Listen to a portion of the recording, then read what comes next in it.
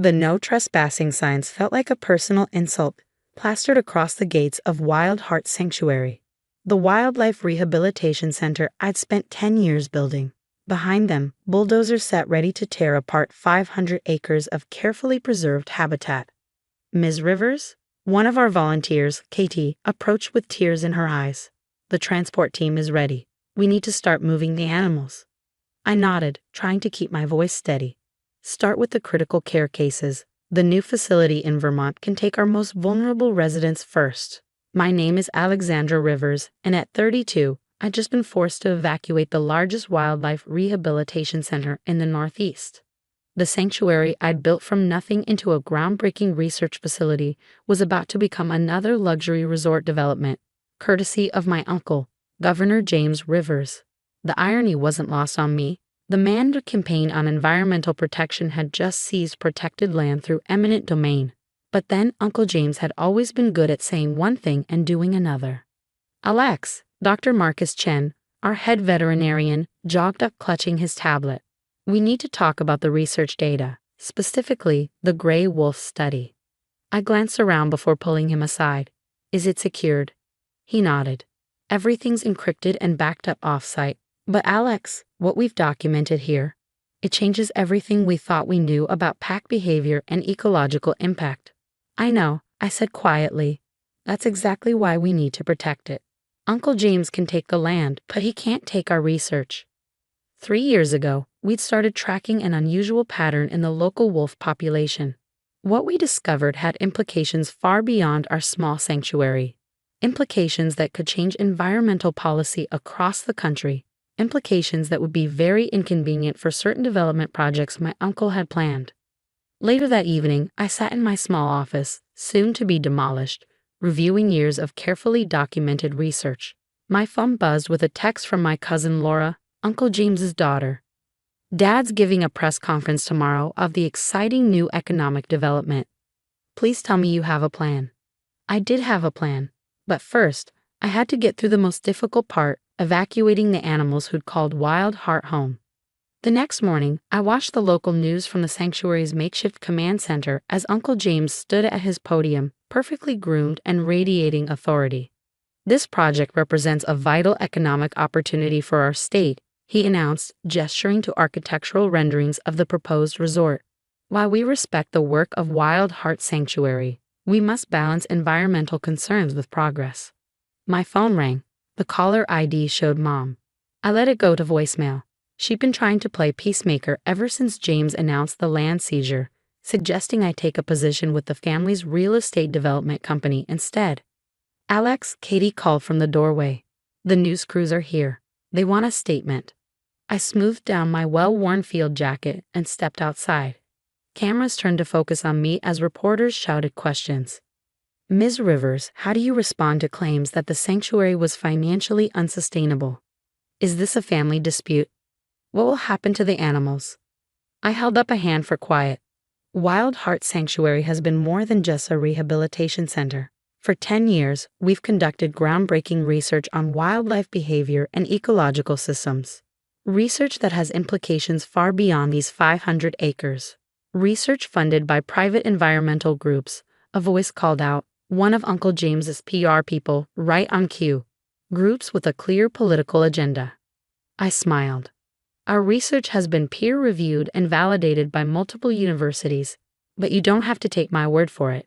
Tomorrow we'll be releasing our complete findings on wolf pack dynamics and their impact on local ecosystems. Findings that directly contradict certain environmental impact statements recently submitted to the state. That got their attention. Uncle James had rushed the resort's environmental review through his appointees at the State Environmental Agency. If our research proved their assessment was flawed. My phone buzzed again, this time with a text from James himself. My office. Now, the governor's office hadn't changed since I was a kid, visiting my uncle at work. Same imposing desk, same view of the state capitol, same sense that every decision made here was final. What game are you playing, Alex? James didn't bother with pleasantries. No game, I replied, taking a seat without waiting for an invitation. Just planning to publish our research. That's what scientists do, share their findings. These development projects are vital to the state's economy, he said, leaning forward. I won't let your bleeding heart environmentalism stand in the way of progress. Interesting choice of words, I noted, considering your own environmental campaign promises. His face hardened. I've tried to be patient, Alex. Offered you alternatives. But you're just like your father, too idealistic to see the bigger picture. My father, his younger brother, had died defending these same forests from development 20 years ago. A hiking accident that had never been fully explained. Oh, I see the bigger picture, I said quietly. I see a man who built his political career on environmental promises he never intended to keep, who uses his power to benefit developers who fund his campaigns, who thinks he can bully anyone who stands in his way. Careful, he warned. You're not just fighting me anymore. The state has approved these projects. The contracts are signed. I stood up, pulling a USB drive from my pocket and placing it on his desk. You might want to review our research before those contracts are finalized, particularly the parts about how wolf pack territories impact the entire ecosystem. The parts that prove your environmental impact statements were, let's say, incomplete. Are you threatening me? Not at all, I smiled. Just sharing scientific data. That's still legal, isn't it? Even in this state. As I walked out, he called after me. This isn't over, Alex. You can't win against the whole system. Watch me, I murmured under my breath. Back at the sanctuary, evacuation was in full swing. Our resident animals, those that couldn't be released back into the wild, were being carefully transported to partner facilities across the country. Marcus met me at the medical building, his face grave. They're trying to access our research servers. Multiple attempts from state IP addresses. Let them try, I said. The real data is safe. What they'll find is exactly what we want them to see, for now. What Uncle James didn't know was that we'd been preparing for this for months. Every piece of data, every observation, every breakthrough had been carefully documented and verified by independent researchers. More importantly, we discovered something in our wolf study that would change the entire conversation about land development in the region. We just had to play it perfectly. The morning our research was scheduled to be released, I arrived at the sanctuary to find state police blocking the entrance. Sorry, Ms. Rivers, Officer Martinez said apologetically. Governor's orders. The property is now under state control. I nodded, having expected this. That's fine. Everything we need is already secured. My phone buzzed. A message from Laura.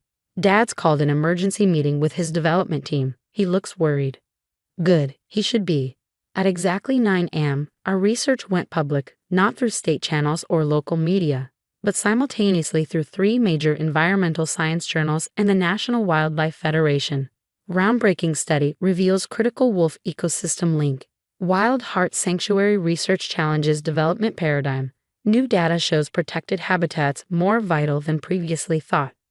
The headlines rolled in as our years of meticulous research hit the scientific community. But the real bombshell wasn't in the headlines. Alex, Marcus called, watching the coverage on his laptop. They found it. I leaned over his shoulder to watch as environmental reporters began focusing on one specific aspect of our findings. The discovery of a previously unknown pattern of wolf migration that proved the entire region was a crucial wildlife corridor. A corridor that ran right through Uncle James's planned development sites. My phone rang. A Washington, D.C. number. Ms. Rivers, this is Senator Collins from the Environmental Committee. We'd like you to testify about your findings. The next few hours were chaos. Environmental groups began filing emergency injunctions against the development projects. Scientific organizations released statements supporting our research. And Uncle James, what have you done? He demanded, storming into the small office space we'd rented in town. Do you have any idea how many millions in contracts you've just endangered?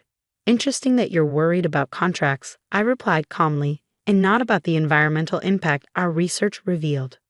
This is revenge, isn't it? He snarled. For the sanctuary? No, Uncle James. This is science. The fact that it exposes your corruption is just a bonus. His face reddened. You think you've won. I still control the state environmental agency. They'll discredit your research. They can try, I said. But we've had 3 independent universities verify our findings, and I paused for effect.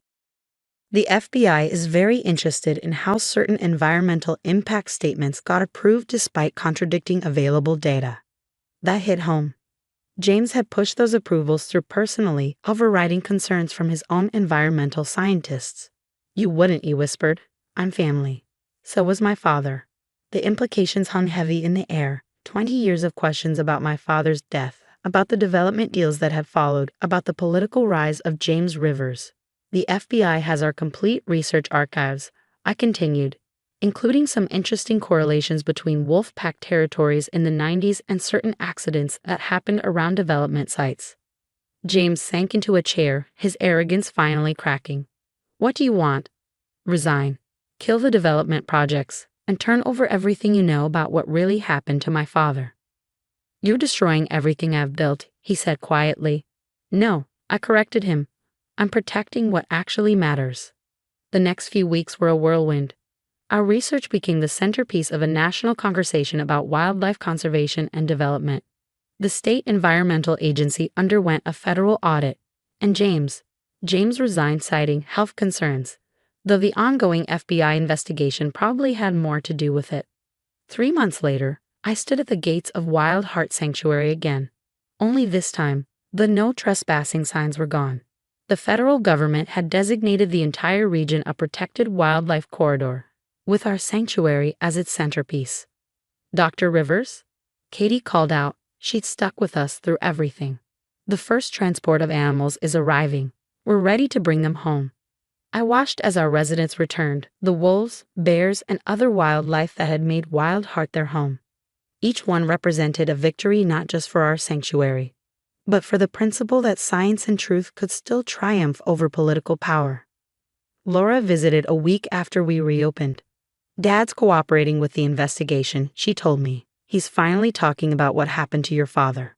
I nodded, watching a pack of wolves in their enclosure, descendants of the same wolves my father had fought to protect.